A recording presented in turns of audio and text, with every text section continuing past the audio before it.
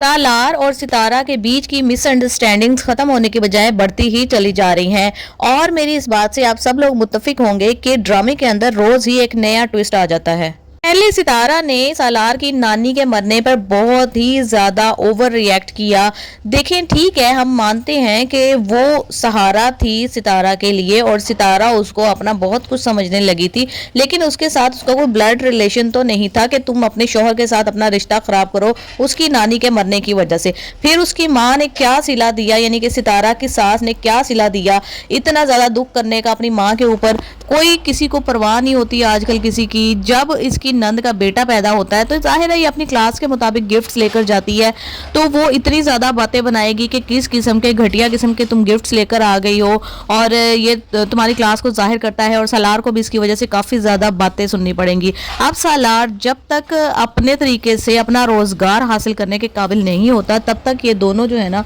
वो इंसल्ट का शिकार ही रहेंगे अपने घर में। इंसान जब तक अपने पैरों पे खड़ा नहीं होता ना उसको घर में बल्कि ससुराल में वो इज्जत नहीं मिलती, और लड़के को भी शादी के बाद इंतहाई इंसल्ट का सामना करना पड़ता है अगर वो बाइज्जत तौर पे कमाने के काबिल नहीं है। एंड सेकेंडली सितारा का बिहेवियर जो जब वो अपनी नंद के साथ बात कर रही होती है बहुत ही ज्यादा रूड था, और जब वो अपनी दोस्त के साथ ड्राइंग रूम में बैठ के बात करती है तो उसके सामने से बाहर सालार और उसकी बहन खड़े हुए हैं, सामने ही वो कह रही है कि नहीं ये तो, वो कहती है कि तुम्हारा शौहर जो है ना तुमसे बहुत मोहब्बत करता है, तो कहती है नहीं ये तो सिर्फ दिखावा है, ये कोई मोहब्बत नहीं करता और ये सिर्फ झूठ है, सबके सामने दिखाने के लिए ऐसा करता है। तो इस तरह से अगर कोई भी लड़की करेगी तो किस तरह से मियाँ बीवी का एक मजबूत रिलेशनशिप कायम रह सकता है। दूसरी तरफ